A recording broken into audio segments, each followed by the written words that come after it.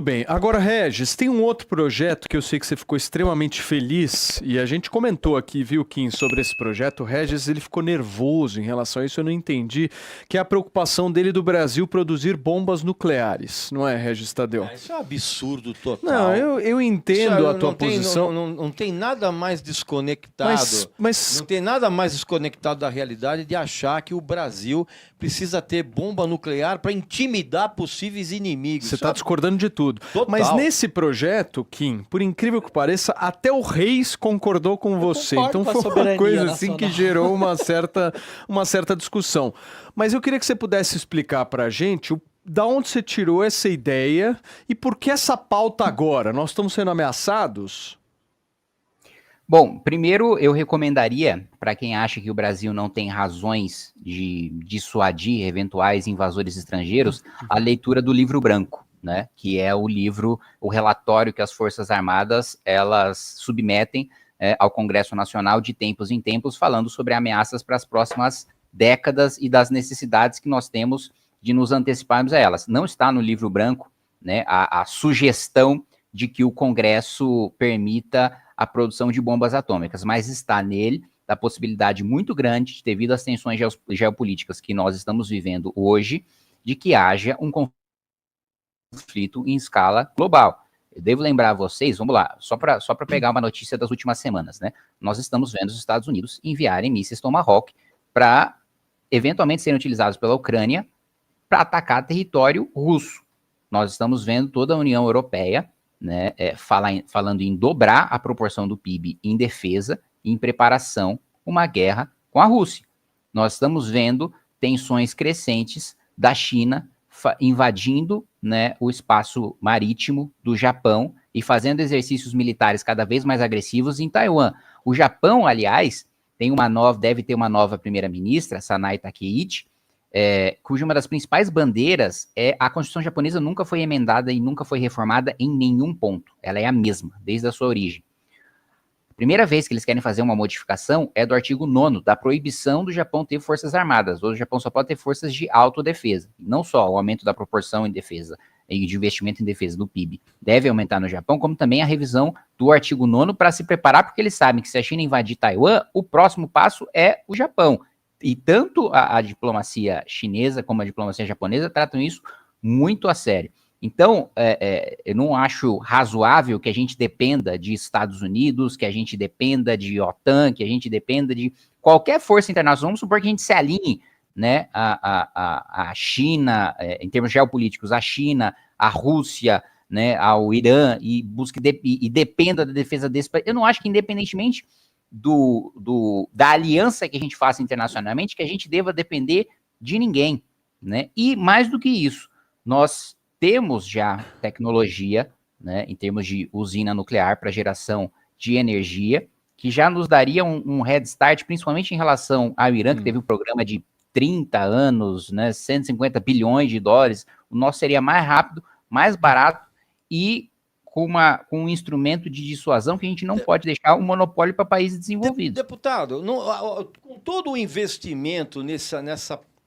propensa loucura que o senhor está propondo, não seria muito mais fácil relocar toda essa grana para equipar ainda melhor as nossas Forças Armadas, para que realmente a gente consiga exercer a soberania nacional que o Felipe aqui tanto arrota, porque a gente não consegue sequer coibir o contrabando de armas para as milícias aqui no Brasil. Nossas fronteiras assim, o nosso exército, as nossas Forças Armadas, comparativamente falando, são mal equipadas com relação ao que acontece. Mas o que eu entendi do projeto é simplesmente uma autorização para que o Brasil possa vir a produzir. Não é uma coisa do, meu Deus, vai produzir agora, para tudo e faz. Uma autorização. Banca dinheiro. Hoje o Brasil não é autorizado a produzir, Regis. Mas está certo que não é. Mas por que não é certo? Porque você vai produzir energia atômica para bomba, para você ter uma carta no teu joguinho de truco mundial. Vai confiando no Paraguai. Confia no Paraguai pra você ver. Exatamente, não. Peraí, eu vou concordar com o que ele falou. Realmente uma ameaça incrível. A gente vai ter uma carta no truco mundial. Nós vamos ser invadidos pela Argentina. A Argentina que está quebrada financeiramente. O que foi? Não, eu quero concordar com ele. Ele falou, não, vamos ter uma carta no truco mundial. Exatamente. É melhor do que a gente ficar sendo obrigado a escutar 6, 9, 12 e ficar calado. Não, o que é muito melhor, deputado, é nós equiparmos as nossas... Já que a gente está tão preocupado com soberania nacional, é muito melhor equiparmos as nossas Forças Armadas para que, inclusive, a gente tenha um controle de fronteiras eficiente do que ficar querendo jogar uma carta na manga do truquinho aí, depois... E aí, sem e o Brasil não tem nem... O nobre deputado, evidentemente, deve jogar truco. Meu deputado, o Brasil não tem nem casal maior. A gente não tem nem casal maior. Só quer ainda... Ô, Regis, hoje você tá do contra, hein, meu? Amargo, né? Uma coisa pesada, né, Fefe? Diga. Kim, deixa eu te fazer uma pergunta referente a esse projeto da produção de armas nucleares. Quando a gente debateu aqui esse assunto, eu falei que eu acho que o projeto é válido porque, pelo sim, pelo não, mesmo com todos os tropeços e como o Brasil se desenvolve, nós estamos entre as 10 maiores economias do mundo. Então, claramente, num avanço aí dessas questões, né, geopolíticas, de possíveis guerras, o Brasil poderia ser alvo. E ao contrário do tio, se você não tem um zap pra jogar, você vai se defender como? Não, o Regis tá querendo confiar na Bolívia. Não. Confia na Bolívia. Não, abrir as cataratas. Não, confia. O que eu tô Segue firme nessa tua linha. É achar que a Venezuela pode invadir o Brasil. Você tem alguma dúvida disso? Para, que de brincadeira. Você tá brincando, amigo. Você acha que nós vamos ser invadidos por um país que o presidente parece o professor Girafales? Para, meu. O argumento, o Regis, eu gosto do Regis, que ele traz argumentos. Não, o que eu gosto do Regis é que ele vem preparado. Ele vem preparado. Muito bem. Ô, Kim, deixa eu só passar pro Diogo da Luz. Diogo, você quer só finalizar esse tema pra gente passar pros próximos? Porque daqui a pouquinho eu vou falar de Nicolas Ferreira com você, hein, Kim? Você tá arranjando confusão com o Nicolas, hein? Rapaz. Eu quero entender por quê. Eu achei que eles, poderiam fazer uma aliança um dia, ali, né? Mas não. O Renan veio aqui, chamou o Nicolas de Virgínia da política. Pegou pesado, hein? Pegou pesado. Pois é, nós vamos falar disso já. Mas Jogo da Luz, você é contra esse? Porque se não for, também não vai nem falar, não é, Reis? Pra falar a favor, não vale a pena. Se junta na bancada do Kim, se for falar. Não, mas eu tenho que falar a favor. Basta lembrar, se a Ucrânia não tivesse entregue as bombas nucleares que tinha para a Rússia, não teria sido invadida. E basta os russos emprestarem, seja para a Bolívia, para o Paraguai ou para a Venezuela, 2 ou 3 bombinhas atômicas, que nós estamos na lona, não teríamos nada que fazer. Então, a melhor forma de se proteger é estar pronto para a guerra, porque daí as pessoas não atacam. Mas eu queria deixar uma reflexão rapidinha para você. Essa medida sobre educação, claro, ninguém quer ver professor apanhando, óbvio que não, isso está erradíssimo, mas tem que punir o caso. Normalmente é gente com mais de 16 anos que bate em professores. Quando você pune quem recebe Bolsa Família, você está pressupondo que todos os alunos da escola pública e mesmo privada recebam Bolsa Família. Quando não é, a maioria gigantesca não recebe auxílios e aí ficaria livre para os filhos baterem no professor. Não vai resolver nada. E digo mais, hein? Esse caso de agressão de alunos contra professores não é só em escola pública não, viu? Tem muita escola de gente graúda financeiramente falando, tem professores ali que realmente sofrem com alunos riquinhos e folgados. Muito bem. Deixa eu passar para o nosso Rick. Você quer falar alguma coisa, Kim, só para fechar? 30 segundos aí, só para fechar. Estou 100% aberto a sugestões que ampliem, né, e que você tenha sanções em relação a repasse de dinheiros públicos de pessoas que estão recebendo outro tipo de benefício, né? Para mim, independentemente de classe social, independentemente de depender ou não depender de Bolsa Família, não acho que a agressão seja justificada de qualquer maneira, mas também a gente não pode tratar o assunto como se hoje fosse legalizado agredir professor. Não. Muito bem. Kim, a gente tem aqui no programa, eu queria apresentar para você o nosso queridíssimo Rick Souza, publisher do site TV Pop, tem um programa aqui no canal, chiquérrimo. Ô, Rick, eu queria... Você fica à vontade para perguntar o que você quiser, mas se você quiser falar do Nicolas Ferreira, eu não vou achar ruim. Ninguém vai induzir você a falar nada. Jamais. Viu, Sempre sobra para mim as perguntas mais polêmicas.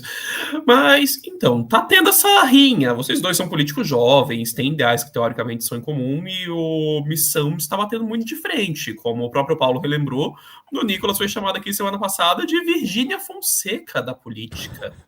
Isso tudo é uma disputa política pelo espólio do Bolsonaro, que evidentemente não vai se candidatar no próximo ano, não vai rachar ainda mais a direita e acabar favorecendo a reeleição do Lula? Porque a direita tão pulverizada do jeito que está, tudo leva a crer que vai ser difícil até mesmo chegar no segundo turno. Vamos lá. Pulverização de campo político não leva ninguém a vencer no primeiro turno. Tá? Mesmo porque vamos supor que a gente tenha 10 candidatos de direita e os votos da direita se dividam entre esses 10 candidatos. Isso não ajuda em nada o Lula, porque ele não vai fazer com que ter mais candidatos de direita não vai fazer com que alguém passe a votar. Do voto útil, se a esquerda se unir em torno da candidatura dele para anabolizar, a gente já viu movimentos assim. Não muda nada. Não muda absolutamente nada. O Lula não ganha voto nenhum por ter mais candidaturas à direita. Esse é o primeiro ponto. E vamos reforçar, ninguém tem voto para ganhar as próximas eleições no primeiro turno. Então, independentemente do número de candidaturas em qualquer um dos campos políticos, ninguém tem voto nas próximas eleições, no cenário atual de candidatos que nós temos, para vencer as eleições do ano que vem. Kim, se a direita colocar o Zema, o Lula leva no primeiro, hein? Isso é fato. Isso é fato.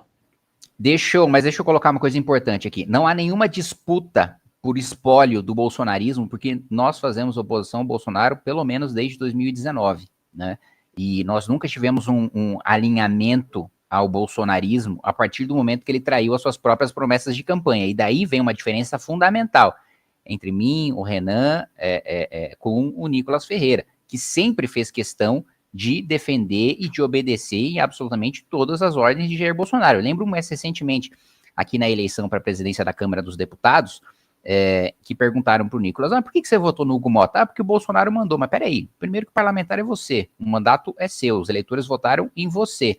Você entende a dinâmica da Câmara dos Deputados e do Congresso Nacional. Então, não houve negociação para colocar em pauta projetos que, por exemplo, esvaziam os abusos do Supremo Tribunal Federal, ou que promovam um corte de gastos ou corte de impostos para a gente frear o governo Lula, e aí você vota independentemente disso porque o PL negociou cargos na mesa diretora ou presidências de comissões. Então, primeiro, não há nenhuma disputa de espólio de bolsonarismo, porque nós, inclusive, nas últimas eleições, fomos muito duros em relação ao Bolsonaro e não votamos no Bolsonaro, como não votamos no Lula, anulamos o nosso voto com muita convicção. Agora vamos ter um candidato próprio à presidência da República. Então, não é uma disputa pelo bolsonarismo, porque o bolsonarismo nós já não temos e não pretendemos ter.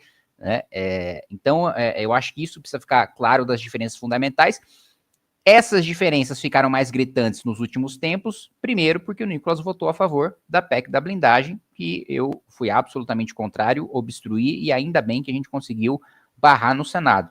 E do segundo ponto, do requerimento de retirada de pauta que eu apresentei contra a MP, que aumentava a taxação em cima de investimentos agrícolas, investimentos imobiliários, e foi de minha autoria, a gente conseguiu derrotar o governo Lula.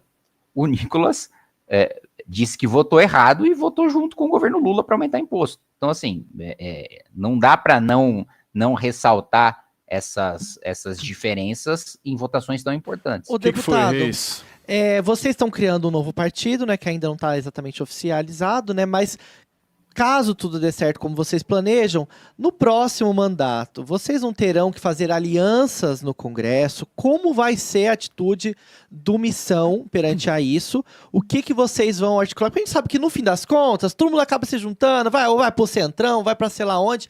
Vamos ser sinceros, esse negócio de vou para revolucionar na política, sabemos que isso não é bem assim que acontece. Mas você também é contra criar partido novo? Eu não entendo. Sou totalmente contra. Sou totalmente contra, porque ideologicamente falando é igual a todos os outros, cara. Não tem esse negócio. E as alianças acabam pendurando aí chega na hora. Aí você me desculpa. Aí tem que fazer aliança, tem que não sei o quê. Vamos se aliar com o Centrão, porque aí vai vencer o inimigo comum. O Regis é meio desiludido, Kim. Não, mas me desculpa, para ele dizer que o programa do Partido Missão é igual aos outros, ele com certeza absoluta é especialista em desconhecer profundamente o programa do Partido partidos, Missão. Deputado, programas de partidos são só colocados no papel e muito pouco colocados em prática. É o que eu sempre falo. Todo partido, todo político tem projeto de poder e não projeto de governo. Não acredito em ninguém, não confio em ninguém. Isso pra mim é tudo papo furado. Anarquista de cabelo pra cima. Tá bom, então beleza, nós temos um nihilista político aí, mas o ponto é o seguinte. Exatamente. não dá para você falar e não dá para você desacreditar aquilo que você desconhece, né? Mesmo para você desprezar, mesmo para você dar descrédito, ou mesmo para você considerar que seja mais do mesmo, você precisa conhecer. Não, a história já me mostrou, deputado, a história já me provou o quanto eu estou correto. Tá, eu acho que você não conhece, então, nem o programa do Missão e nem a história, né? Porque durante a história nós tivemos muitas figuras que mudaram os rumos do mundo, né, com ideologias muito fortes, dos quais eles não abriram mão. Aliás, eu tô vendo que o Brasil deixa o cara falar, calma, meu. Ontem ou anteontem nós tivemos aí o Margaret Thatcher faria 100 anos, né, e ela mudou profundamente, né, a Inglaterra, a maneira como se fazia a política dentro dos próprios Tories, dentro do próprio Partido Conservador. Winston Churchill, veja só, se houvesse só composições na história com o sistema sem nenhuma mudança, hoje o mundo poderia ser nazi-fascista, porque não teria um Winston Churchill enfrentando o sistema britânico, representado pelo Chamberlain, para fazer o enfrentamento contra a Alemanha nazista. Então, assim, há muitas mudanças na história por personalidades e por lideranças políticas que quebraram a maneira como seus próprios partidos conduziam o poder ao longo da história. Então, você me desculpe, mas isso que você está me dizendo demonstra mas vocês vão se unir ao Centrão? Desconhecimento histórico. Não, desculpa, vamos lá. Deixa eu colocar um ponto para vocês. Nós vamos ter 3 requisitos fundamentais. Se Renan Santos for presidente da República em janeiro de 2027, vai ter 3 requisitos fundamentais para quem queira ocupar cargos no governo para formar maioria dentro do Congresso Nacional. Primeiro, o sujeito precisa ser honesto, precisa ser ficha limpa. Critério que não houve nem no governo Bolsonaro, que teve, inclusive, integrantes centrais do Petrolão ocupando ministérios palacianos, nem no governo Lula. Segundo ponto, o sujeito precisa ter um mínimo de capacidade técnica de estar conduzindo aquele cargo. Precisa ter uma pertinência temática entre a formação ou a experiência profissional dele com o cargo que ele vai estar exercendo. Terceiro, ele vai ter que conduzir o governo e o programa de governo de acordo com aquilo que nós defendemos da eleição. Sim. A gente não vai dar um cargo para fechar os olhos para alguém roubar, como o deputado Zé Guimarães admitiu em entrevista recente que loteia 9 vice-presidências da Caixa, um é para o PL, outro é para o PP, outro é para o Podemos. Não, desculpa, esse tipo de coisa a gente não vai aceitar. Ok, Kim. Gente, vamos fazer o seguinte, Fefe, coloca os superchats aí, chegaram vários superchats, só pra gente fazer uma rodada rápida, Kim, vou te pedir bastante brevidade aí, porque chegaram várias, só a gente tentar 30 segundinhos. Eu também preciso liberar aí até 11h25. Não, a 11h15 você tá liberado, vamos tentar fazer nesses maravilha. 3 minutinhos aí. Cadê? Qual que foi o último? Nossa, chegaram vários. Vamos ver aqui. Pode ir subindo, Fê, pra gente ir lendo todos aí numa vez só. Só pra gente ver. Aqui, a Juliana Malara, adoro minhas manhãs por aqui, a partir das 14 horas com o Fefe e com o Rick. Um beijo pra você, Ju. 2 horas da tarde, tem o Fora de Quadro aqui no canal. O Clary the Cook, amigos de todas as manhãs. Regis Gostoso, mandando 10 conto aí divertido. Pra falar um pouco da performance do Regis. A Sandra mandou 10 conto também e disse, espero que o Regis tenha estudado os projetos do deputado entrevistado para que faça questionamentos pertinentes, não repita o fiasco da última sexta-feira. Repetiu. Acho que ficou visível. Ficou claro. Olha só, o Alexandre Yoshida mandou 5 conto e disse, Kim, o senhor acha que a Constituição brasileira deve ser substituída? Kim, 30 segundos, por favor. Sim. Boa. Perfeitamente. Gosto, uma praticidade 29 muito segundos de crédito. O Luiz Augusto mandou 20 conto e disse, deputado, a Índia, que enfrenta desafios sociais muito mais complexos do que os nossos, possui arsenal nuclear e desenvolve um programa espacial de ponta. Na sua avaliação, o que falta para o Brasil avançar nesse sentido? Autorização legislativa. Ó. O nosso fotógrafo de Berlim disse que no Livre Amarelo o partido Missão pretende utilizar o direito penal do inimigo contra as facções. Isso valeria também para as milícias? Do que ele está falando, Kim? Ele está falando basicamente do que nós temos defendido, de que faccionados não sejam tratados como cidadãos brasileiros, sejam tratados como inimigos do Estado, sejam tratados como invasores estrangeiros, como se tivesse um país estrangeiro invadindo o nosso território, porque as facções criminosas hoje têm domínio sobre o território, têm forças armadas paralelas, têm um poder judiciário paralelo, têm bandeira, têm hino, e portanto, deve ser tratado dessa maneira, não que é o que a gente chama de direito penal de 4ª velocidade, né, que existe um julgamento diferenciado daquelas pessoas que são cidadãos e que cometeram um erro e devem ser punidas por aquele erro, mas reconhecem a legitimidade do Estado e não estão a serviço de um Estado paralelo, para aqueles que são faccionados ou para aqueles que são milicianos de milícias que têm controle sobre o território, que têm o hino próprio, que têm o tribunal próprio. O Quirino mandou as vaquinhas para as caixas d'água pretas no sertão com as cores do Partido Missão são auditáveis. Como o público pode acompanhar os gastos? Não entendi do que ele falou. Tá rolando. O que é isso, Kim? A gente tem um programa de levar poços para o sertão, né, principalmente hoje agora do Rio Grande do Norte, e há a construção das caixas d'água, e cada um que faça a sua doação tem a prestação de contas da doação que fez. Isso não tem nenhuma óbvio em relação a isso. O Ninfros mandou 5 conto. Punir agressões é justos, mas será que o bloqueio via Bolsa Família somado ao Drex não é um ensaio para um controle social financeiro mais amplo? O Drex não tem nada a ver com bloqueio de Bolsa Família. Acho que deu uma viajada, hein? O povo faz umas perguntas difíceis, né? O César Augusto mandou 10 conto. Deputado, Opa! Saiu aqui, Fefe. Deputado, seu projeto atinge somente o aluno que depende do Bolsa Família. E o aluno que não depende do programa social, qual punição irá receber? Como diz o Daluz, é só mais um remendo mal feito. O César é caminhoneiro, acompanha a gente todo dia. Estou aceitando sugestões para punições para famílias de alunos que não recebam o Bolsa Família. Boa. O Quirino mandou quem vai proibir a música da Cavalgada de Roberto Carlos. Não sei, não conheço a cavalgada do Roberto Carlos. Do pai, do aluno. O pai vai dele não O Iago Martins mandou 10 contos. Se caso a missão chegue ao poder, a única coisa que peço é que eles saibam a diferença entre um MC Pose do Rodo e facção central Oruan e Racionais. O Iago mandou aqui dizendo que tem uma diferença. O Fernando Martinez mandou 5 conto. E disse: o renomado especialista em geopolítica, Regis Tadeu, conclui que o Brasil não precisa de capacidade nuclear dissuasória. É isso mesmo. Mandou o Sincerão 10 conto. O Brasil tem que focar em segurança e saúde interna, não em bomba nuclear. Quem tá atirando no escuro, que colou. O Cleiton Ângelo mandou 10 conto. Disse: tô com Kim, mesmo não sendo seu fã, porque o brasileiro só quer direitos, porém deveres não. Eu sei a desgraça que é a escola da minha filha Estela, com essa ideia de tudo é normal, deturpamos a moral. A Daniela Duarte... Escola, então, troca a filha da escola. A Daniela Duarte mandou: o projeto do que é importante, algumas músicas nem deveriam ser ouvidas, acabamos de passar por um escândalo de adultização e crianças são vulneráveis. A opinião da Daniela. Um beijo pra você, Daniele. Kim, eu queria te agradecer aí, acho que falamos um pouco de tudo, né? Fizemos uma boa de uma passada geral. Obrigado pelo teu tempo aí. Toda vez que tiver uma treta, liga pro Regis. Perfeito, combinado. Muito obrigado, Paulo. Muito obrigado a toda a bancada aí. Podem contar sempre comigo.